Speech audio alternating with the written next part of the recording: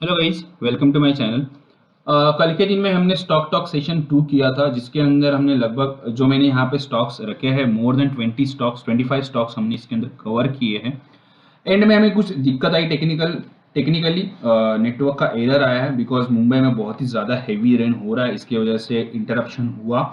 सो इसकी वजह से सेशन हमें बीच में बंद करना पड़ा। सो मैंने उसका आगे का पार्ट सोचा कि एक वीडियो बना दूं एंड पोस्ट कर दूं बिकॉज मुझे बहुत ही अनसेटिस्फाइड फील हो रहा था जब इसे ये सेशन बीच में ब्रेक हुआ बिकॉज मैं आपके क्वेरीज पूरी तरह से नहीं ले पाया। सो एक बार देख लीजिए, अगर आपने वो सेशन मिस किया है तो मैंने लिंक नीचे डाली है, वो आप एक बार चेक कर सकते हैं। पहले ये जो वीडियो है पूरा देख लीजिए, इसमें भी हम लगभग 15 से 20 स्टॉक्स इसके अंदर कवर करने वाले हैं, जो मैं चाहूंगा कि आप पूरा देखें।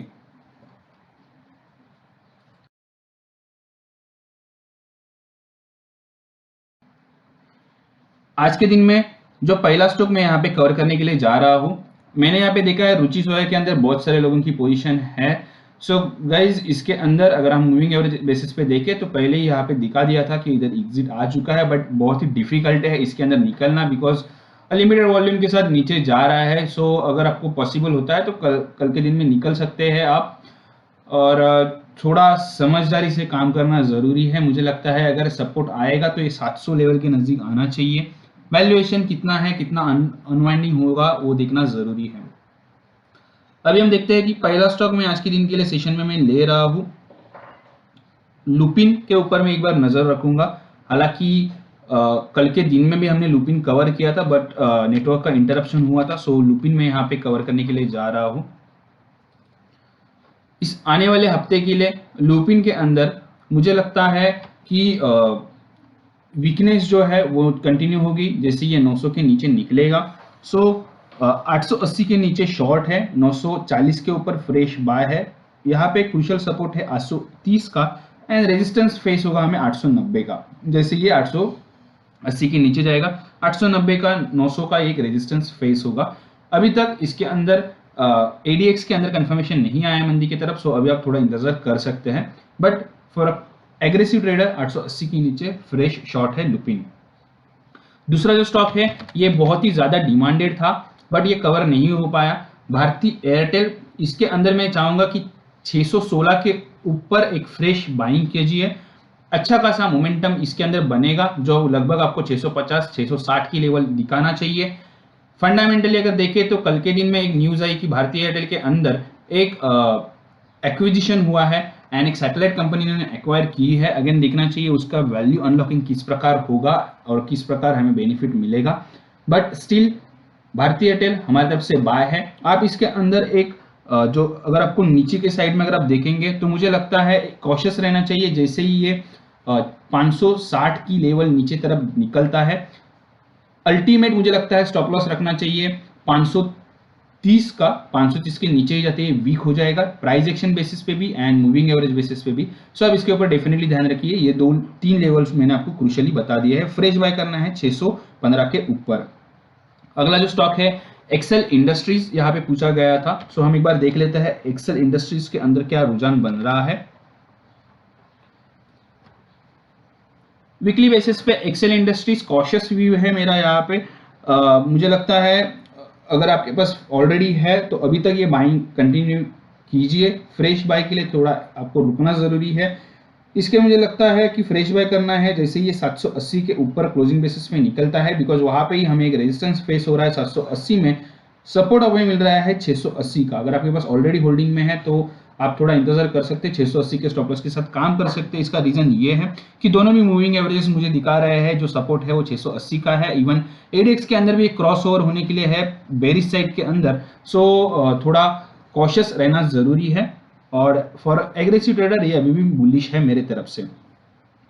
यहाँ पे जो हमारा स्टॉक है सीएससी में यहाँ पे कवर करने वाला हूँ। सीएससी मुझे ऐसा लगता है कि इसके अंदर भी एक साइडवेज मोमेंटम है, जो मैं कहूंगा कि आने वाले हफ्ते के लिए इसको अवॉइड करना जरूरी है। इसके अंदर जो सपोर्ट हमें मिलेगा वो है 590 के नजदीक एंड रेजिस्टेंस जो हमें फेस होगा वो है 670 के नजदीक। अगर मैं यहाँ पे एक लाइन ड्रॉ कर दूं हॉरिजॉन्टल वाला तो आपको क्लियरली दिख जाएगा कि मैं आपको क्या बताना चाह रहा हूँ। ये अगर हम लाइन देखते हैं तो यहाँ पे रेजिस्टेंस फेस होने वाला है सीएससी के अंदर, सो आपको इसके अंदर ध्यान रखना जरूरी है। लगभग 670 के इधर सपोर्ट हमें मिलेगा जो है मुझे लगता है 590 के नीचे हमें एक सपोर्ट मिलना चाहिए, जो मैंने प्राइस एक्शन बेसिस और मूविंग एवरेज के थोड़ा नीचे लिया है। अगला जो स्टॉक है बहुत ही कम लोग इसके बारे में जानते होंगे, बहुत ही कम लोग इसको ट्रैक करते होंगे। मैट्रिमोनी यहाँ पे पूछा गया था। इस स्टॉक के अंदर भी अगर हम रुझान देखें तो तेजी तो कंटिन्यू है, लेकिन बहुत ही ज्यादा वॉलेटाइल स्टॉक यहाँ पे लग रहा है।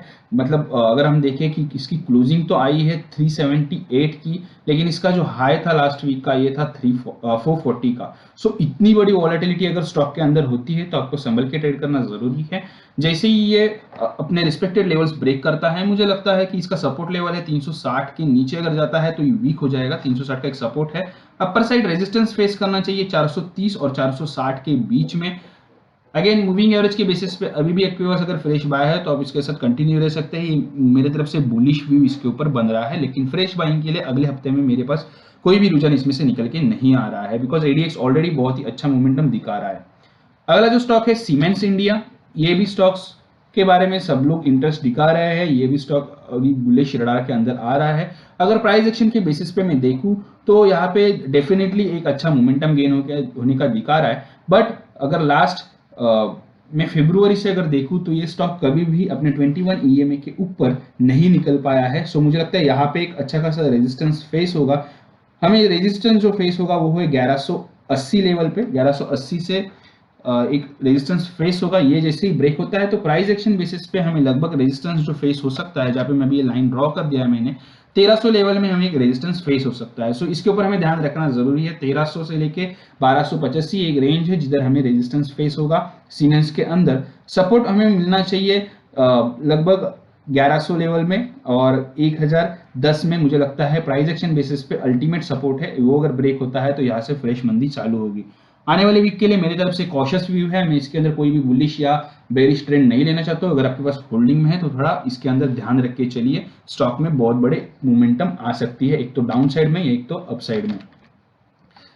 एफएल यहाँ पे पूछा गया था फ्यूचर लाइफ स्टॉक। अगर मैं देखूं तो साइडवेज मोमेंटम के अंदर है। अगर आप देखना चाहोगे डेली चार्ट के अंदर तो एक परफेक्ट रेंज बनी है इसके अंदर एंड उसमें ही ट्रेड कर रहा है। सो गाइज होल्डिंग में है तो आपके लिए नीचे की जो लेवल इसमें से निकल के आ रही है ये लगभग रहेगी 130 के नीचे जाता है, थोड़ा संभल के चलिए। जैसे ही ये स्टॉक अपर साइड में 160 के ऊपर निकलता है, कॉन्फिडेंट हो जाइए कि 160 के ऊपर की क्लोजिंग आ जाए और उसके ऊपर अगर निकल जाए 165 170 की लेवल अगर ब्रेक कर दे तो एक अच्छा खासा मोमेंटम बन सकता है। अगेन सर्किट टू सर्किट चलने वाला स्टॉक है, हमने देखा है लोअर सर्किट से अपर सर्किट आया है। सो अगेन उसके बाद एक स्टेबिलिटी आई है। जिस प्रकार रिलायंस अपना इंटरेस्ट दिखा रहा है फ्यूचर ग्रुप के अंदर, सो ये भी एक कॉन्फिडेंस दिलाने वाली बात है, लेकिन देखना चाहिए कि किस प्रकार ये वर्कआउट होगा। आई एम नॉट श्योर कि कितना क्या और कैसा एक्वाइजेशन होने वाला है, फिर भी इसके अंदर कॉशियस व्यू अभी भी निकल के आ रहा है। अगला स्टॉक है सुवेन फार्मा, ये भी पूछा गया था। I am extremely sorry guys, इसमें वीकली चार्ट में बहुत ही ज्यादा ऐसा डेटा मेरे पास अवेलेबल नहीं है, इसलिए मैं इसको डेली चार्ट के अंदर देख रहा हूँ। अगर वीकली चार्ट में आप देखेंगे तो ये मोमेंटम इसके अंदर बहुत ही अच्छा मोमेंटम बना है। डाउन साइड यहाँ पे सपोर्ट जो है 330 का है जो बहुत ही नीचे निकल के आ रहा है। Stock one sided up move दिखा रहा है। सो अगर डेली बेसिस के अंदर हम देखें तो आपको कॉशियस रहना चाहिए सुवेन के अंदर। अगर ये 481 की लेवल ब्रेक करता है तो 426 का एक सपोर्ट लेगा। अपर साइड रेजिस्टेंस में मैं कुछ ज्यादा नहीं देख रहा हूँ क्योंकि स्टॉक का जो मोमेंटम है वो हिसाब से ये जो प्रीवियस हाई था इसको भी अपसाइड लेके चला जाएगा अगर मार्केट अच्छा खासा सपोर्ट इसमें दिखाता है तब।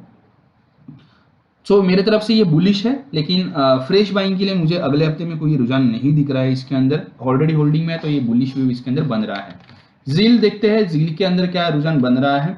हालांकि ये स्टॉक फंडामेंटली बहुत ही ज्यादा क्रीपी है, इसके मतलब बहुत सारे प्रॉब्लम्स चल रहे हैं, बट टेक्निकली प्रॉपरली साइडवेज के अंदर है।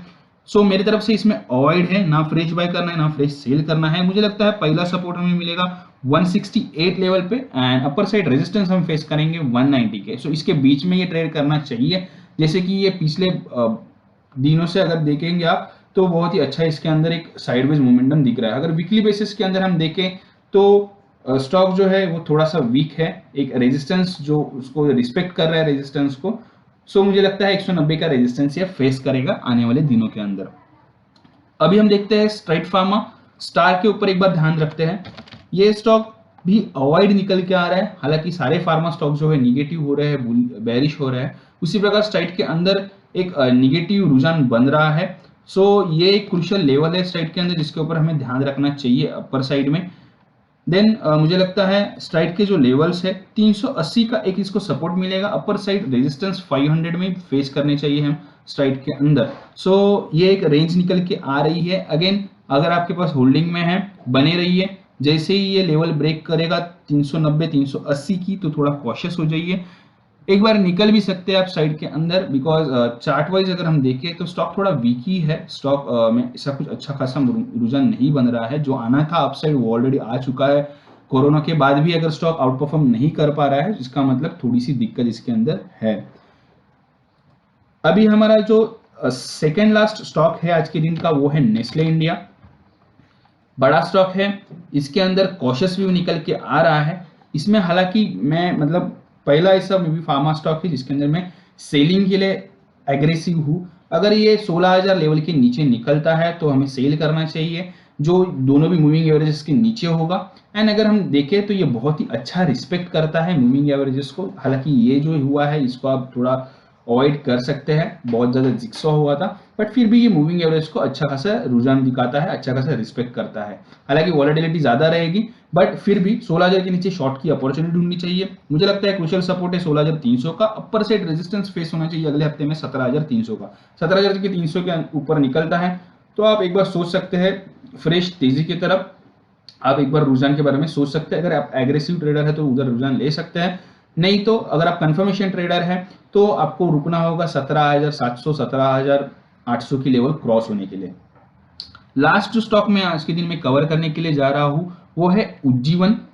मुझे लगता है उज्जीवन के ऊपर हमने ऑलरेडी एक आध बार कवर किया है, फिर भी मैं एक बार यहाँ पे वीकली बेसिस पे इस पे कवर करता हूँ। चार्ट बहुत ही अच्छा लग रहा है, ये जो है कंटिन्यू बेसिस पे मोमेंटम गेन करेगा ऐसा लग रहा है। एंड इसके हिसाब से मुझे लगता है कि मूविंग एवरेज के हिसाब से इसके अंदर बुलिश व्यू बन रहा है।